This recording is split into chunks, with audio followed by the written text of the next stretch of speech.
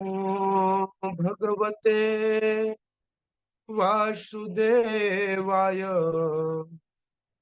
ओम नमो भगवते वासुदेवाय।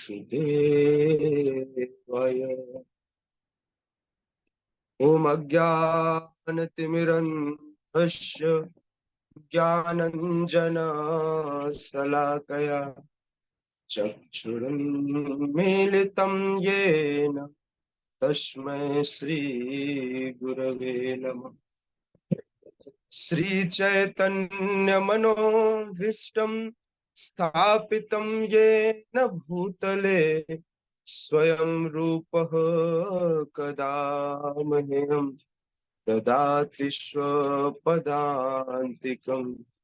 वन्देऽहं श्रीगुरोः श्रीयुतपदकमलं श्रीगुरुन् वैष्णवांश्च। श्रीरूपं साग्रजातं सहगण रघुनाथान्वितं तं सजीवं साद्वैतं सावधूतं परिजन सहितं कृष्ण चैतन्य देवं श्री राधा कृष्ण पादान् सहगण ललिता श्री विशाखान्वितांश्च।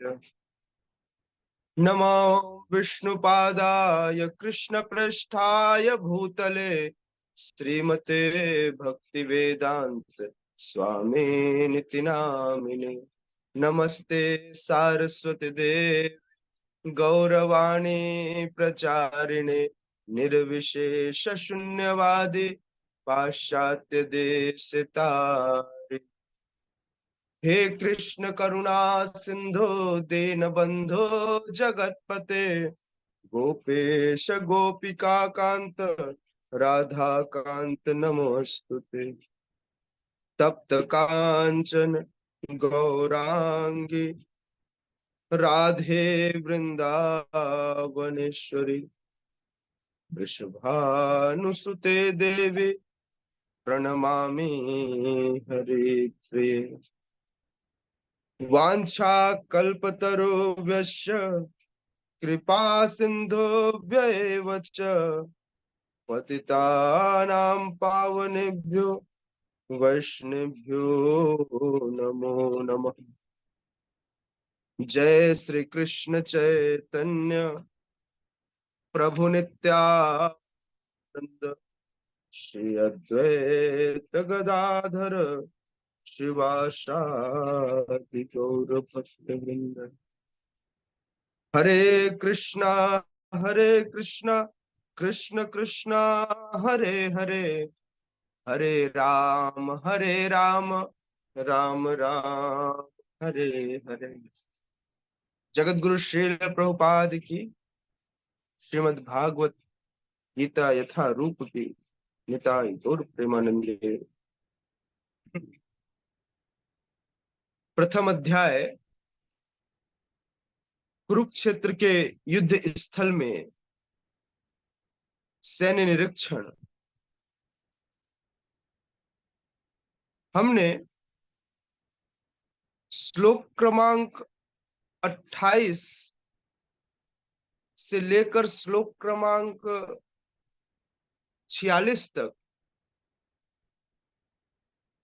युद्ध न करने के कारण पर विवेचना किया है अर्जुन ने।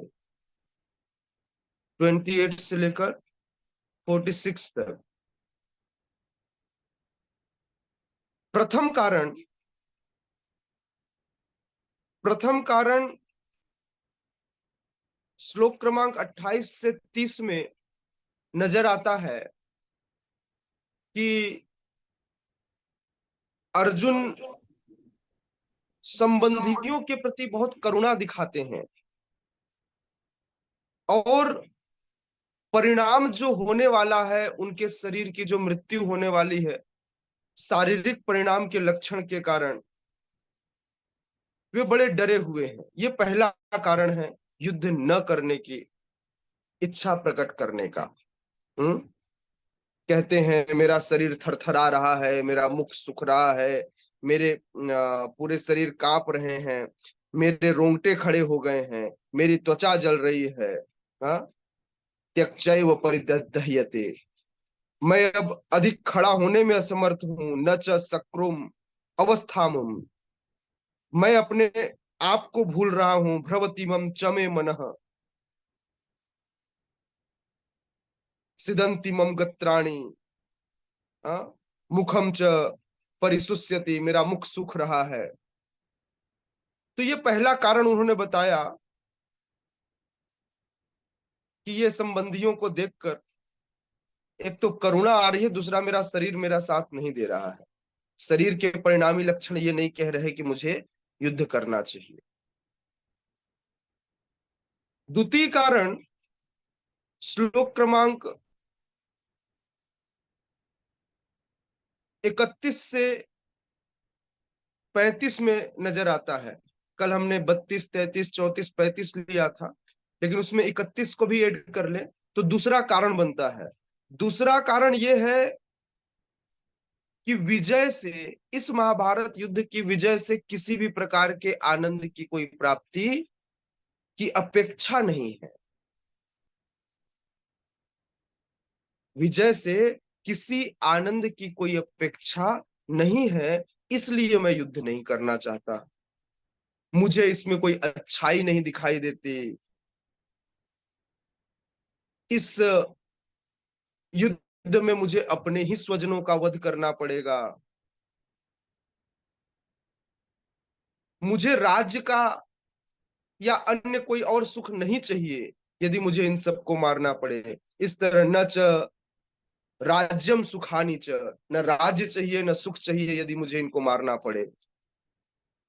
तो इस प्रकार से राज्य प्राप्ति के प्रति कोई अनुराग, कोई आसक्ति नहीं दिखा रहे हैं। हम्म। अब तीसरा कारण आज के श्लोक में, श्लोक क्रमांक 36, श्लोक क्रमांक 37 और श्लोक क्रमांक 38, 36, 37 और 38, यह तीसरे कारण को निरूपित करता है। यह तीनों एक ही कारण को निरूपित करेंगे। तीसरा कारण है पाप का भय, कि मुझसे पाप होगा। यह तीसरा कारण है। तो इस तीसरे कारण के कारण अर्जुन जो है वह युद्ध नहीं करना चाहते। हाँ, कहते हैं श्लोक नंबर 36 में, पाप में वाश्रये दसना, पाप में वाश्रये दस्मान हत्वैतानाततायिनः, तस्मानार्हा वयम हन्तु धार्तराष्ट्रान् सबान्धवान्, स्वजन ही कथम हत्वा सुखी न स्वाम माधव। कहते हैं यदि हम ऐसे आताताइयों का वध करते हैं तो हम पर पाप चढ़ेगा। आइए श्लोक को रिसाइट करें। रिसाइट करने वाले कुछ लोग ही सामने नजर आ रहे हैं, तो रिसाइट करते हैं। आप लोग इसको शब्दार्थ के हिसाब से रिसाइट करेंगे तो आपके लिए आसान होगा, क्योंकि शब्द काफी लंबे हैं और जो चाहे वो इसके साथ भी पढ़ सकता है। पाप मेवाश्रये दस्मान हत्वे ताना ततायिनः, तस्मानार्हा वयम हन्तु भारत राष्ट्रान सबांधवान, स्वजन ही कथम हत्वा सुखिनः श्याम माधव। है ना? तो आप ऐसा भी पढ़ सकते हैं, अथवा आप शब्दार्थ के हिसाब से भी पढ़ सकते हैं। पापम एव आश्रेत अस्मान हत्वा एतान आततायिनः, तस्मात् न अर्हा वयम हन्तुम धार्त राष्ट्रान स बांधवान, स्वजनम ही कथम हत्वा सुखिनः श्याम माधव। इस तरह से भी आप इसे पढ़ सकते हैं शब्दार्थ के हिसाब से, अथवा एक साथ आप उसे संधि करके भी पढ़ सकते हैं, या तो संधि विच्छेद करके पढ़िए या संधि करके पढ़िए, जैसा आपकी इच्छा, दोनों ही सही है। यस, कौन पढ़ेगा? एनीवन? यस प्लीज माता जी।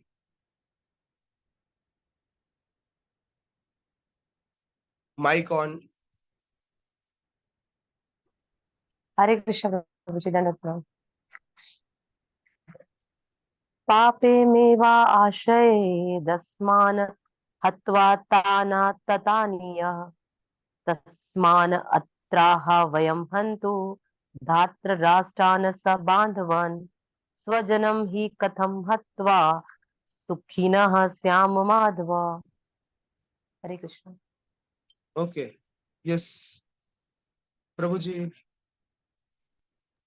गौतम बुद्ध प्रभु। धन्यवाद। पापम एव आश्रयेत् अस्मान् हत्वा एतान् आततायिनः तस्मात् न अहर्य वयं हन्तुं धातराष्ट्रान् स बान्धवान् स्वजनं हि कथं हत्वा सुखिनः स्याम माधव। यस जोगिनी माता जी। हरे कृष्ण प्रभु जी। जी। पापमेवाश्रय स्माहन् हत्वा तानाततायिन तस्मान् हा स्मान् हार्य वयं हन्तु धार्तराष्ट्रान् सम्बान्धवान् स्वजनं हिं कथं हत्वा सुखिनः स्याम Madhava. Thank you. Yes Raghunath ji प्रभु पढ़िए। हरे कृष्ण भगवान। पापम एव आश्रयत् अस्मान् हत्वा एतान् आततायिन तस्मात् नानि अर्ह वयं हन्तुं धातराष्ट्राय स बान्धवान् स्वजनं हि कथं हत्वा सुखिन स्वयं माधव। यस, और कोई पढ़ना चाहेगा?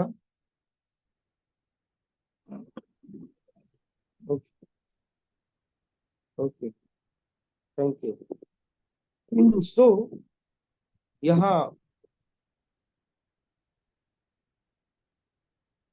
कहते हैं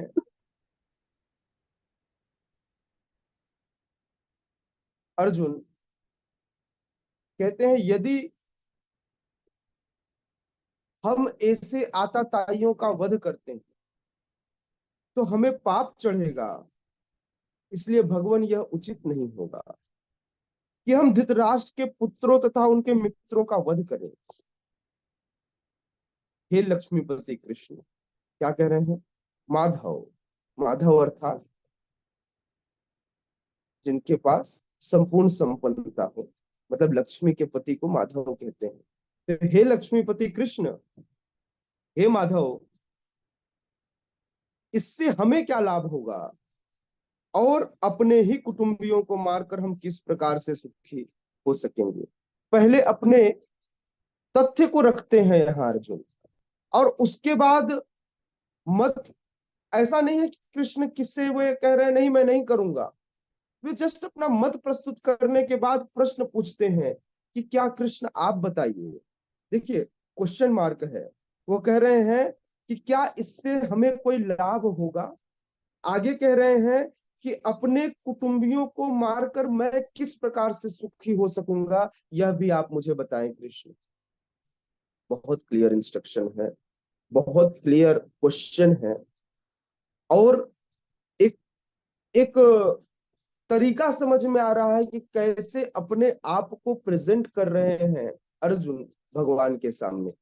एक शिष्य कैसे अपने गुरु के सामने जाकर अपनी बात रखे, इस बात को रखने का एक तरीका प्रस्तुत कर रहे हैं यहाँ अर्जुन। वैदिक नियमानुसार 6 प्रकार के आताताई होते हैं। पहला आताताई, आताताई ऐसे आताताई जो 6 प्रकार के आताताई बताए गए हैं, इनको तुरंत मार डालना चाहिए। उनको मारने का प्रावधान है, उनको मारने से पाप नहीं लगता। श्रील प्रभुपाद लिखते हैं, यदि कोई विष देने वाला व्यक्ति हो, जो किसी को विष दे, तो वह आताताई उसे मार डालना चाहिए। घर में आग लगाने वाला, कोई घातक हथियार से आपके ऊपर आक्रमण करे, धन को लूट कर ले जाने वाला, दूसरों की भूमि हड़प लेने वाला और पराई स्त्री का अपहरण करने वाला, ऐसे आतताइयों का तुरंत वध कर देना चाहिए, मार डालना चाहिए। मतलब इनके लिए मृत्यु दंड का प्रावधान है। तो आतताइयों का इस तरह का वध करना किसी सामान्य व्यक्ति को शोभा दे सकता है, किंतु अर्जुन चूंकि एक साधु पुरुष है, उन जैसे साधु और वैष्णव के लिए यह सामान्य न था। वे जिस प्रकार से एक साधु समस्त जीवों के ऊपर करुणा करता है, जीवेर दया, जीवेर दया नाम संकीर्तन यही धर्म सार।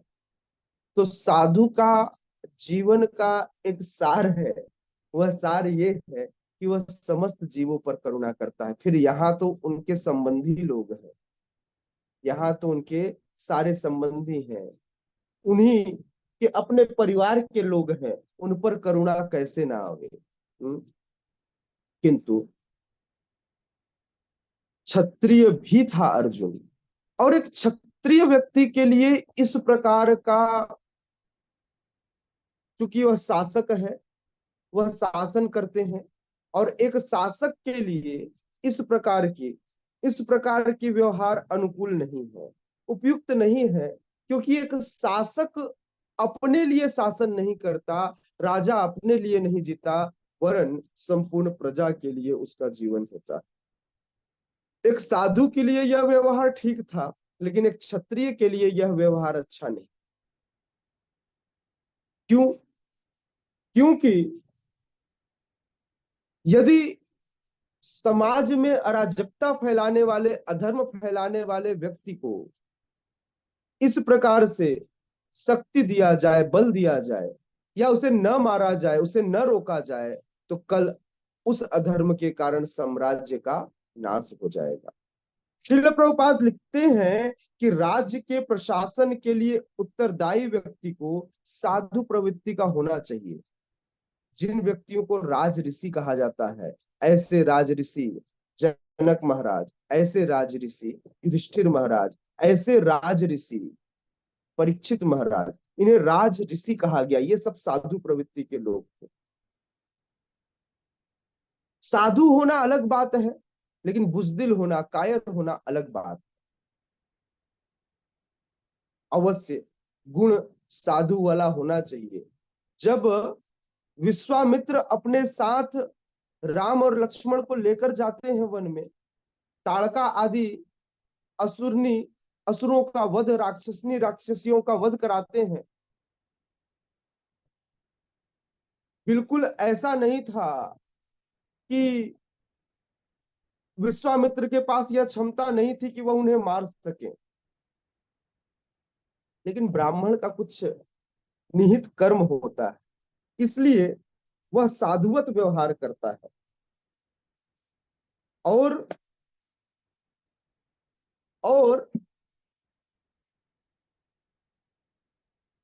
ऐसे साधुवत व्यवहार के समय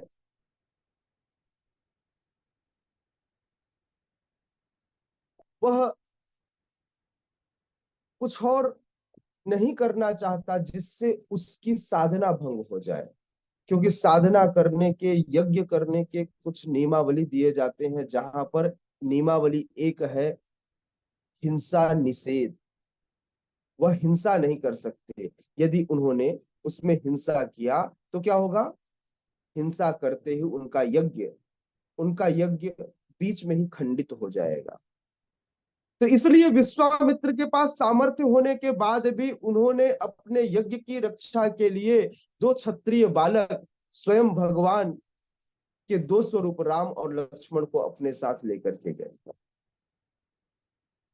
इसीलिए यदि कोई क्षत्रिय भी साधु बन जाए तो साधु बनना, साधुवत व्यवहार करना यह जरूरी है, किंतु कायर पूर्ण व्यवहार करना यह अच्छा नहीं।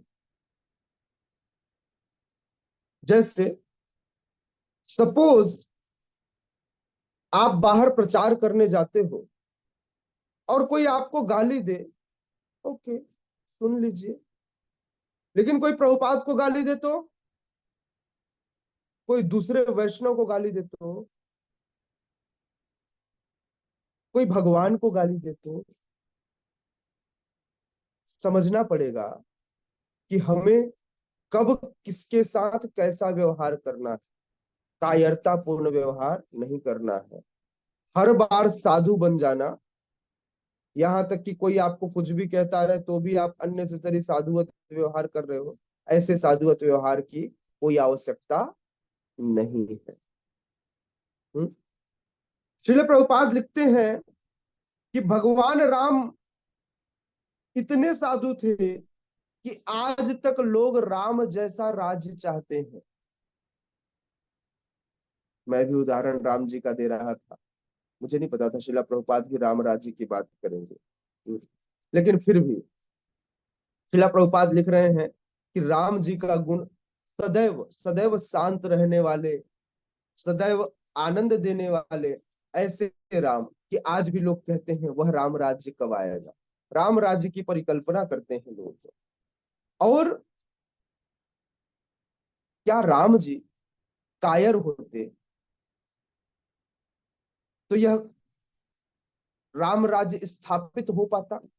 इवन दो राम जी साधु थे, उनका व्यवहार साधुवत था, लेकिन अगर कायर होते, डरपोक होते, तो क्या यह राम राज्य संभव था जिस राम राज्य की आज भी हम परिकल्पना करते हैं? श्रील प्रभुपाद लिखते हैं रावण आतताई था क्योंकि वह भगवान राम की पत्नी सीता का अपहरण करके ले गया था, किंतु राम जी ने उसे ऐसा पाठ पढ़ाया जो विश्व इतिहास में बेजोड़ है। अर्जुन के प्रसंग में, अर्जुन के प्रसंग में विशिष्ट प्रकार के आतताइयों से भेंट होती है। कौन कौन आतताई है? देखिए, ये है उनके निजी पितामह। रावण राम जी का कुछ नहीं था व्यवहारिक दृष्टिकोण से, वैसे तो परमात्मा के सभी अंश हैं, वैसे तो उन्हीं का अंश है रावण, किंतु समझ में आ रहा है ना, एज अ जीवात्मा रावण भी उन्हीं का अंश है, लेकिन व्यवहारिक दृष्टिकोण से, भौतिक दृष्टिकोण से वो कोई रिश्तेदार नहीं था। लेकिन आज अर्जुन के सामने बड़ी विकट परिस्थिति है। कैसी विकट परिस्थिति है? परिस्थिति ऐसी कि अर्जुन के सामने जितने आताताई खड़े हैं उनमें से उनके एक पितामह है, उनके एक आचार्य है, मित्र है, पुत्र है, पौत्र है, भाई है, और इस प्रकार से ससुर है, साले हैं, सारे लोग एक साथ हैं। ऐसे सारे लोग एक साथ आताताइयों के रूप में यहां पर है। श्रील प्रभुपाद लिखते हैं कि अर्जुन ने विचार किया कि उनके प्रति वह सामान्य आतताइयों जैसा कटु व्यवहार कैसे करे। क्या रिश्तेदारों के साथ भी, अपने परिवारजन के साथ भी इस तरह का व्यवहार करना उचित होगा? तो इसलिए इसलिए उसने कटु व्यवहार न करने का सोचा। उसने विचार किया, उसने विचार किया कि जिस प्रकार से एक साधु समस्त जीवों पर करुणा करता है, बिल्कुल उसी प्रकार, बिल्कुल उसी प्रकार वह भी सबको क्षमा कर देगा और एक सामान्य जीवन जिएगा। हम सबके बीच में अहिल्या माता जी हैं। हम अहिल्या माता जी का स्वागत करते हैं। और माता जी अभी शायद हॉस्पिटल में है। हॉस्पिटल में है मैया? जी प्रभु जी। तो प्रभु जी हॉस्पिटलाइज्ड है। वैसे प्रभु जी ठीक है ना? भगवान की बहुत रात से विशेष फिर कृपा फीवर है। हो गया है प्रभु जी। अच्छा, रात से फीवर फिर हो गया? फीवर हो गया है। कोई बात नहीं, वो इन्फेक्शन बढ़ा हुआ है उनके जी छाती जी। में, इसलिए वो फीवर आता रहेगा। फीवर आना बीमारी नहीं है, फीवर रेजिस्ट करता है। जब इन्फेक्शन बढ़ता है, इन्फेक्शन को रेजिस्ट करने के लिए बॉडी अपना टेम्परेचर बढ़ाती है। किसी भी प्रकार के वायरस का जब अटैक होता है बॉडी पर, तो बॉडी उसको क्या करती है, उस वायरस को मारने के लिए अपने शरीर का तापमान बढ़ाती है, रोकने के लिए। इसलिए बुखार बीमारी नहीं है, बुखार एक सिम्टम है कि आपके शरीर के अंदर कोई प्रॉब्लम है। तो बिल्कुल इसी तरह प्रभु जी के अभी चेस्ट में भी इन्फेक्शन है हल्का, उस इन्फेक्शन में थोड़ा बड़ा बढ़ोतरी हुआ होगा, इसलिए बुखार आएगा। बट प्रभु जी ठीक है, लेकिन अभी भी हॉस्पिटलाइज्ड है। तो हम सब मिलकर प्रभु जी के लिए प्रार्थना भी करेंगे, और आज श्रीमद् भगवद गीता के इस श्रवण का, इस कथा का फल भी हम प्रभु जी को अर्पित करते हैं। हरि बोल। ठीक है, तो मैं बता रहा था कि अर्जुन जो है, अर्जुन सोचता है मैं भी साधु पुरुषों जैसा ही व्यवहार क्यों ना करूं, क्यों ना इन सबको क्षमा कर दिया जाए। क्योंकि क्योंकि साधु पुरुषों के लिए ऐसे आदेश किसी राजनीतिक आपातकाल से अधिक महत्व रखते हैं। उनको कोई फर्क नहीं पड़ता राज्य मिले या ना मिले, वे क्या करेंगे, वे किसी को भी क्षमा कर सकते हैं। श्रील प्रभुपाद लिखते हैं कि इसलिए अर्जुन ने विचार किया कि राजनीतिक कारणों से वे स्वजनों का वध करने की अपेक्षा धर्म तथा सदाचार की दृष्टि से उन्हें क्षमा कर देना श्रेयस्कर समझेंगे। इसलिए इसलिए क्षणिक शारीरिक सुख के लिए इस तरह वध करना लाभप्रद नहीं होगा। आजकल तो भाई भाई थोड़े से जमीन के लिए एक दूसरे के ऊपर हथियार चला देते हैं। समझ रहे हैं? यहाँ अर्जुन कह रहे हैं कि मैं किसी भी प्रकार के शरीर के क्षणिक सुख के लिए, यहाँ लोग शरीर के क्षणिक सुख के लिए शरीर के 36 टुकड़े करके अलमारी में भर देते हैं, फ्रिज में डाल देते हैं, टॉयलेट में बहा देते हैं, केवल क्षणिक सुख के लिए। लेकिन साधु पुरुषों जैसा व्यवहार, साधु पुरुषों जैसा व्यवहार करना चाहिए। हमें हर कृत्य के लिए क्षमा करना चाहिए, और क्षणिक सुख के पीछे, इंद्रिय तृप्ति के पीछे नहीं भागना चाहिए। क्योंकि यह इंद्रिय तृप्ति हम सबको कहीं ना कहीं एक उस अधर्म की क्रिया पर ले जाती है, जहां पर वह अधर्म हमें गलत कार्य करने पर मजबूर कर देता है, और हम सब धर्म को छोड़ किसी न किसी को चोट पहुंचाने के लिए पहुंच जाते हैं। इसलिए आज साधुवत व्यवहार करते हुए अर्जुन कहते हैं कि यह जो राज्य शासन है, इस राज्य शासन का सुख स्थायी नहीं है। इसी प्रकार से इस भौतिक जगत में किसी भी प्रकार का सुख हो, वह स्थायी नहीं है।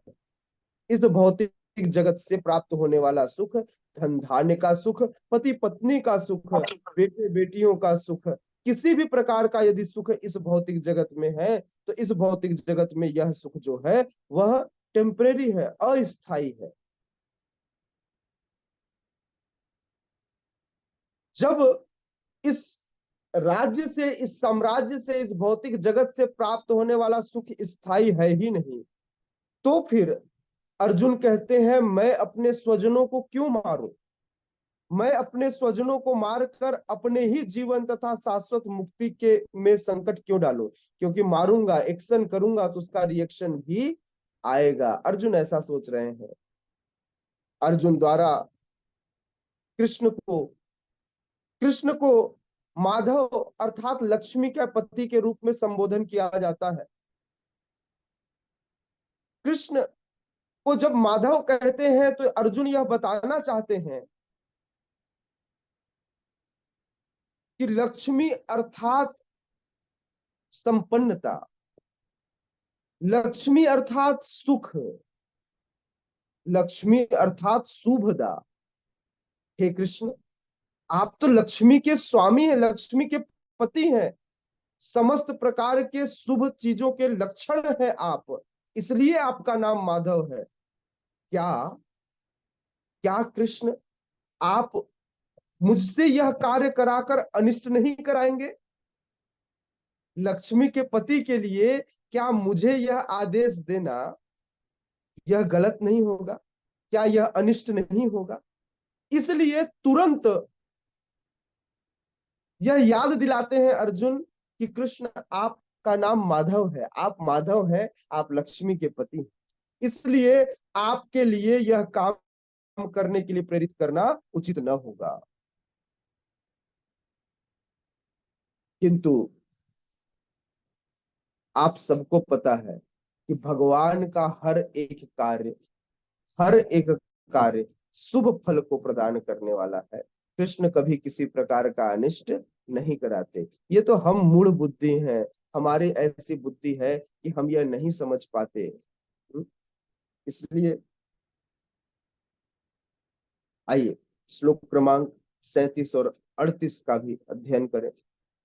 श्लोक क्रमांक 37 और 38 में अर्जुन कहते हैं, यद्यपेते न पश्यन्ति लोभोपहत चेतसः कुलक्षय कृतं दोषम मित्रद्रोहे च पातकम् कथं न ज्ञेयं स्माभिः पापादस्मान्ने वर्तितुं कुलक्षय कृतदोषं प्रपश्यद्भिर्जनार्दन। हे जनार्दन,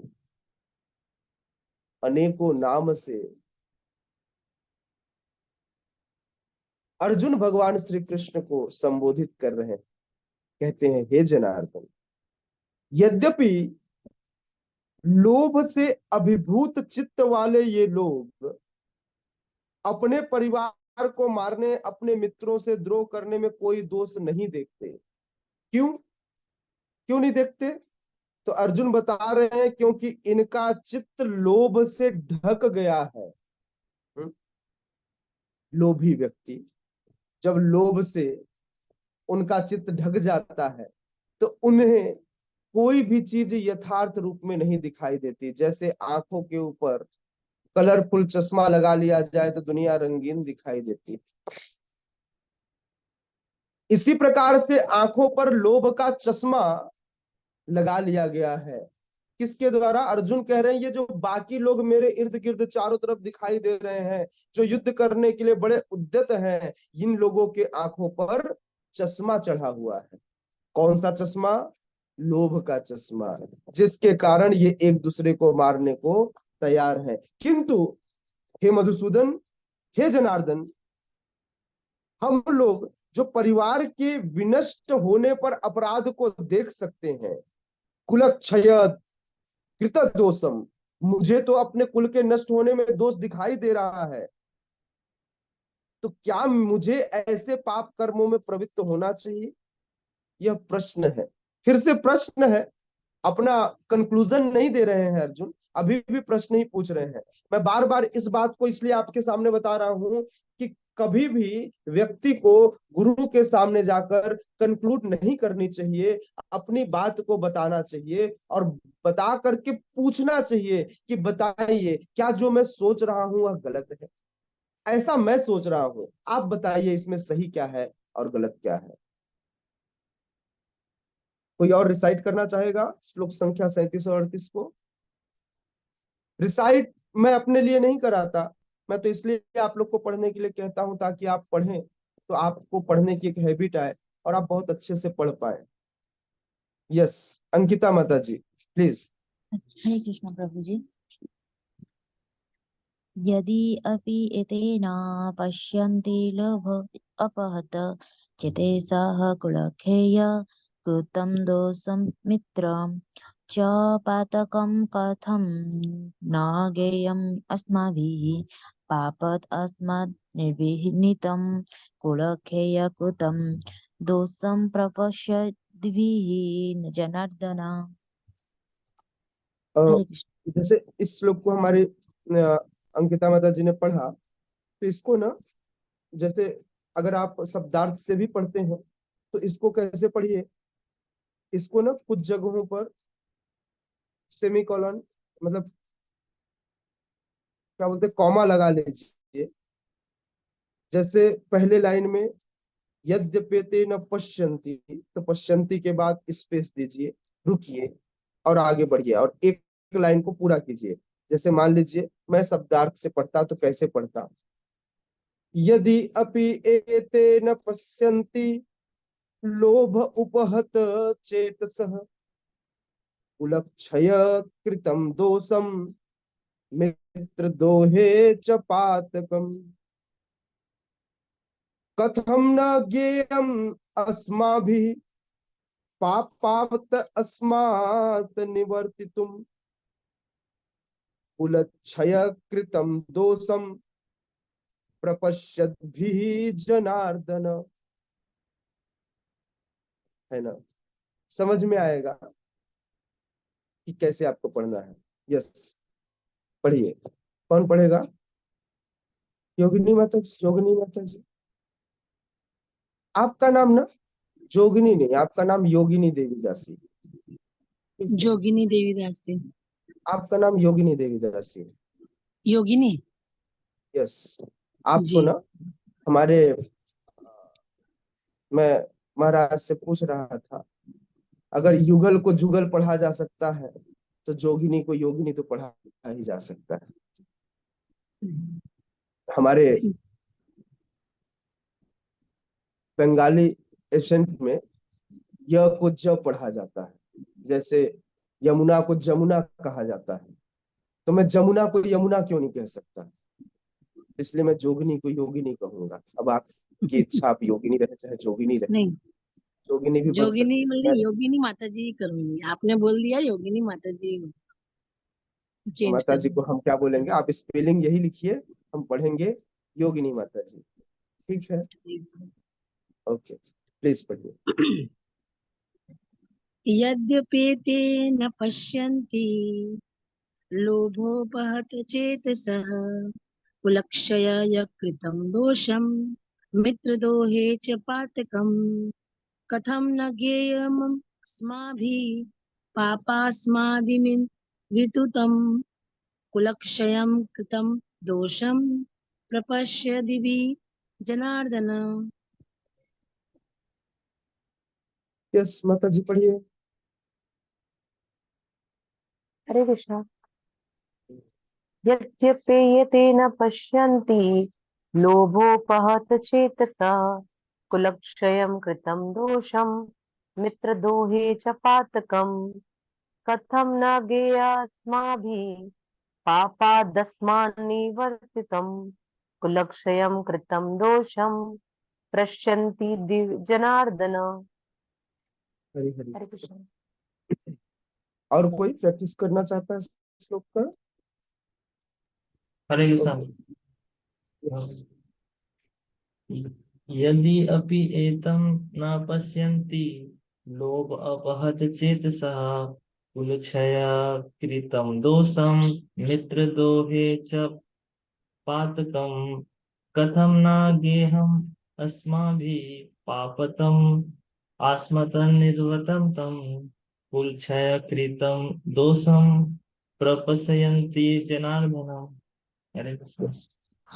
तो अर्जुन कितना बढ़िया यहाँ कह रहे हैं कि हे जनार्दन, यद्यपि कोई व्यक्ति लोभ से अभिभूत हो, उसका चित्त लोभ से भरा हुआ हो, और अपने परिवार के लोगों को, अपने मित्रों को क्यों न मार डालना चाह रहे हैं, तो ये जो सामने लोग हैं, इन सारे लोगों को लोभ है साम्राज्य का, इसलिए ये एक दूसरे को मारने के लिए उद्यत हैं। लेकिन कृष्ण, मैं तो जानता हूं ना कि यह अपराध, तो क्या मैं भी इस अपराध में लिप्त हूं?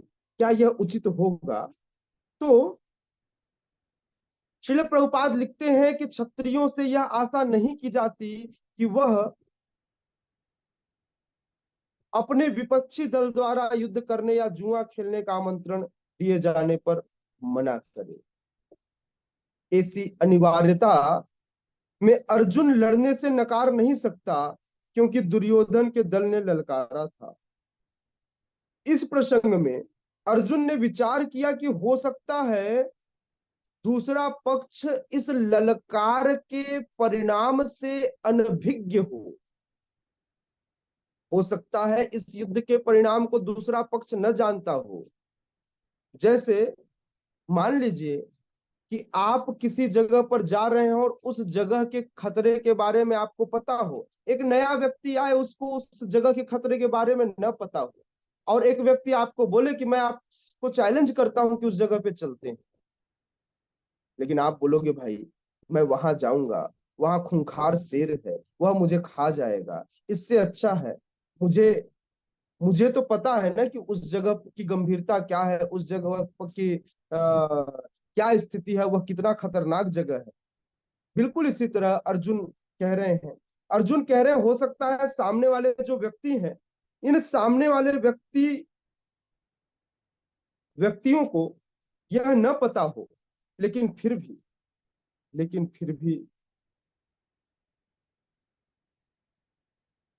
यह ठीक नहीं, क्योंकि मुझे पता है कि सामने वाला पक्ष, मेरा पक्ष, इतने सारे, इसमें लाखों करोड़ों लोग एक साथ मारे जाएंगे, इसका परिणाम, इस युद्ध का परिणाम किसी भी तरह से सुख प्रदान करने वाला, श्रेयस्कर नहीं होगा। वह इस ललकार के परिणाम से तनिक भी अनभिज्ञ न था। अर्जुन को सामने समस्त प्रकार के दुष्परिणाम दिखाई दे रहे थे, इसलिए वह सामने वाले के ललकार को स्वीकारना नहीं चाहता था। यदि परिणाम अच्छा हो तो कर्तव्य वस्तुतः पालनीय है, किंतु यदि परिणाम विपरीत हो तो हम उसके लिए बाध्य नहीं होते।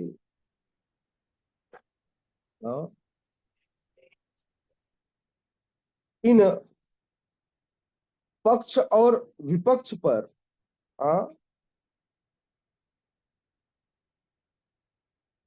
इन पक्ष और विपक्षों पर विचार करके अर्जुन ने युद्ध न करने का निश्चय किया।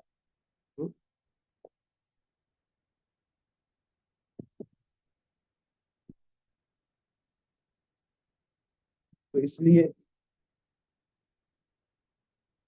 हम सबको भी सदैव किसी भी कार्य का अच्छा और बुरा पक्ष दोनों देखना चाहिए। यह युद्ध था, हमारे जीवन में भी हमेशा एक द्वंद्व चलता रहता है, हमेशा उस द्वंद्व को कंपेयर करना चाहिए। ये तो युद्ध की बात थी जिसे हम सब ने देखा, समझा, या अर्जुन समझ रहे हैं, लेकिन अर्जुन, इसे बड़े अगर व्यवहारिक पक्ष में देखा जाए तो हमें भी सदैव जीवन में चलने वाले द्वंद्वों के परिणाम के विषय में सोच लेना चाहिए और तत्पश्चात किसी कार्य के लिए आगे बढ़ना चाहिए। अर्जुन एक बद्धात्मा, एक जीवात्मा को यह सोचने का अवसर प्रदान कर रहे हैं कि कैसे व्यक्ति सोच समझकर जीवन के द्वंद्वों से आगे निकल सकता है, यदि वह पक्ष और विपक्ष दोनों के परिणामों से क्या हो, परिचित हो।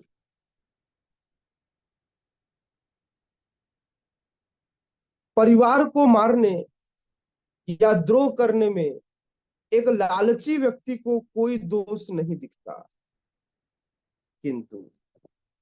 किंतु भगवान के भक्त जिनका हृदय अत्यंत निर्मल होता है, अर्जुन का हृदय लोभ से अभिभूत तो न रहा होगा ना, कि रहा होगा?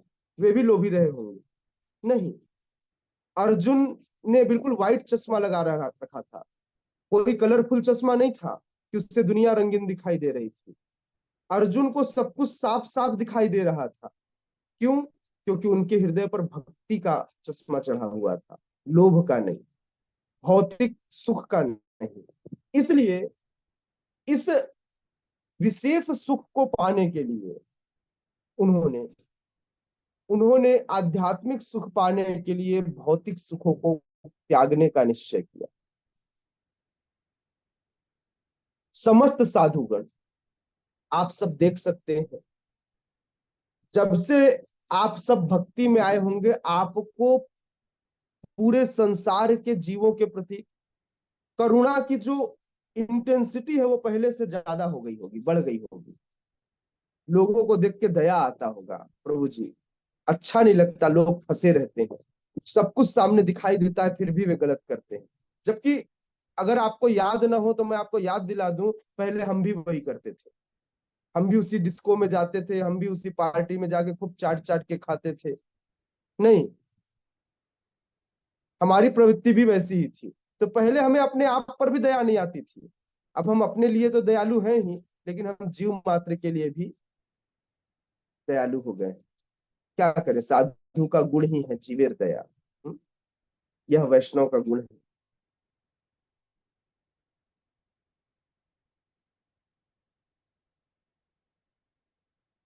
अब कर्तव्य, जैसे श्रीला प्रभुपाद यहाँ बता रहे थे कि क्षत्रिय का कर्तव्य है कि कोई यदि युद्ध के लिए ललकारे या जुआ खेलने के लिए ललकारे, तो दोनों ही स्थितियों में क्षत्रिय को उस ललकार को स्वीकार करना चाहिए, क्योंकि वह उसका कर्तव्य है। उसी तरह हर व्यक्ति को अपने कर्तव्य का पालन करना चाहिए, लेकिन इसमें एक कंडीशन श्रील प्रभुपाद ने बताई। वह कंडीशन क्या है? यदि परिणाम अच्छा हो तो ही ललकार स्वीकार करनी चाहिए। यदि परिणाम अच्छा न हो, विपरीत हो, तो आपको ऐसे ललकार को, ऐसे कर्तव्य को निर्वहन करने की आवश्यकता नहीं है। बहुत क्लियर स्टेटमेंट है। जुआ खेलने से यदि घर डूबने वाला हो तो जुआ नहीं खेलना चाहिए। क्षत्रिय जुआ आनंद के लिए खेला करते थे, सामने वाले को डुबाने के लिए नहीं। समझ में आया? हार जीत होती थी, चलो आज कौन जीतता है, मैं जीतता हूं या गौतम बुद्ध प्रभु जीतते हैं। यह आपस में जुआ इसलिए खेले कि हम एक दूसरे के साथ आनंद कर सके, इसलिए नहीं कि एक दूसरे से पूरा साम्राज्य ले ले। जुआ आनंद का विषय था, किसी के घर को छीन लेने का विषय न था।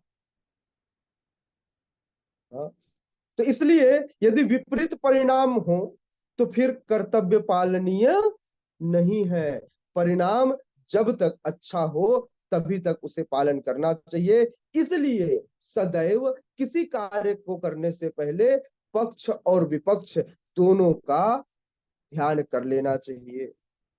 इसलिए अर्जुन ने जब पक्ष और विपक्ष दोनों का समावेश देखा, दोनों को मिलाकर देखा, तो उसे इस युद्ध में परिणाम किसी भी तरह से अच्छे दिखाई नहीं दे रहे थे। और साधु पुरुष होने के कारण उसने क्या किया? उसने तुरंत ही अपने आप को युद्ध से बाहर निकालने की चेष्टा की और जाकर भगवान के सामने हाथ जोड़कर खड़ा हो गया कि मधुसूदन, मुझसे यह नहीं होगा, क्योंकि मुझे यह परिणाम उचित दिखाई नहीं देता। मुझे किसी भी प्रकार से यह परिणाम जो युद्ध के परिणाम है वह मुझे अपने हक में नहीं दिखाई देते, इससे मेरा नुकसान ही होगा।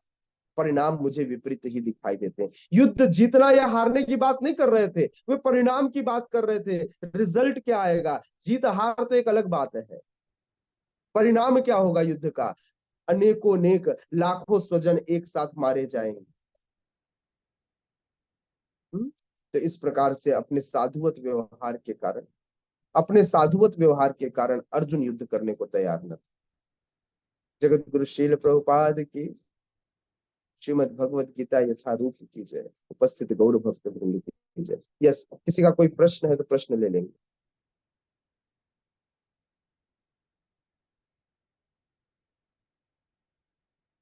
यस, रघुनाथ जी प्रभु। हरे कृष्ण जी, दंडवत प्रणाम। जी प्रभु जी, जो ये 6 प्रकार की आतताई जो इसमें विवरण दिया है, तो ये महाभारत में मतलब ये 6 प्रकार के ही पूरे मतलब पाप हुए हैं। मतलब ऐसा मैं समझ रहा हूँ जो भी लिखा गया है इस पे, विष देने वाले हो या प्रभु जी। जैसे हम लोग जैसे आतताई के विषय में हम कैसे देख सकते हैं कि जैसे हम हमारे ऊपर तो ये मतलब लागू नहीं होता कि हम किसी को या इस समय किसी का वध कर सकते हैं, या क्योंकि ऐसे सामान्य जीवन में तो ऐसे लोग रहते ही हैं, लेकिन हमारे लिए ऐसा नहीं है ना, ये क्षत्रियों के लिए लिखा गया है ना। ये जाने। नहीं, ऐसा नहीं है कि हमारे लिए ऐसा नहीं है। शेर आपके ऊपर हमला करने आए तो आप शेर को क्या करोगे? उसका मुख लाकर चूमोगे? क्या करोगे? वो आपको वध करने आया था, आप उसको मार डालोगे। कोई आपके सामने तलवार लेकर आए और आपके ऊपर आपका गर्दन काटने ही वाला हो, तो आप क्या करोगे उससे? बोले नहीं नहीं भैया, ये काम क्षत्रियों का है, देखो मैं आपको मार नहीं सकता। नहीं, इंस्टेंट उसको मार डालना चाहिए। अपने बचाव के लिए आप सामने वाले को मार सकते हो, है ना। हाँ, फिर जो चोरी करे उसको दंड देने का अधिकार राजा का है, तो राजा दंड देगा। मतलब शासन, मतलब हमारी न्याय प्रणाली उसे दंड देगी, वह काम आपका नहीं। लेकिन आपके ऊपर घातक हमला हो रहा हो तो आप क्या करोगे? आप उसे उस समय मार डालोगे। उससे जस्टिस मिलता है, थोड़ा समय लगता है यह सिद्ध करने में कि मैंने अपने बचाव में सामने वाले को मार डाला।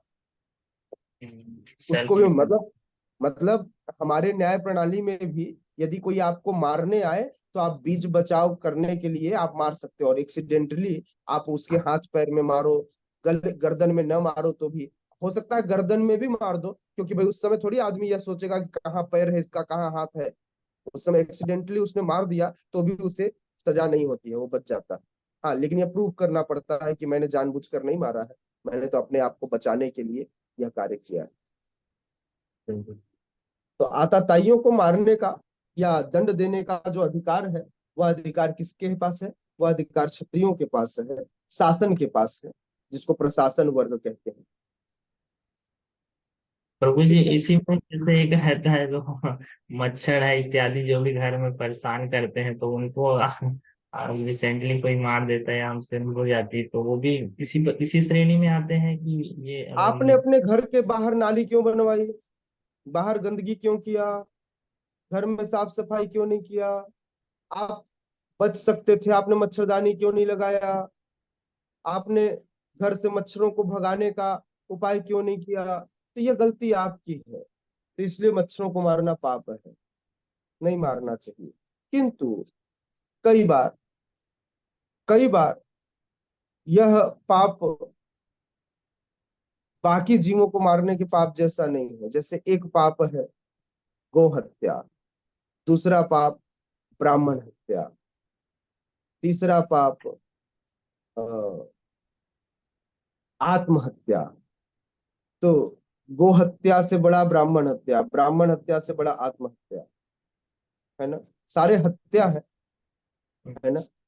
गाय भी एक जीव थी, ब्राह्मण भी एक जीव था, लेकिन सब में अलग अलग प्रकार के पाप मिलते हैं। तो उसी प्रकार चींटी हत्या, मच्छर हत्या, फिर कुत्ता हत्या, फिर घोड़ा हत्या। तो ये डिपेंड करेगा कि किसकी कितनी चेतना रही है, किसका कितना लाइफ साइकिल रहा, उसके हिसाब से आपको पाप लगता है।